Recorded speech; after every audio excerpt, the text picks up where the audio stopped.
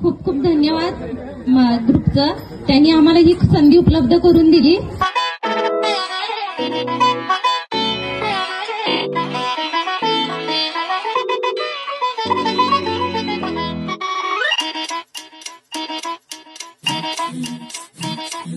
घड्याळाच्या काट्यावर कसरत तारेवर, घड्याळाच्या काट्यावर कसरत तारेवर, नवऱ्याची मर्जी राख मुलबाळ सासूबार, जीव खेळण्याकरती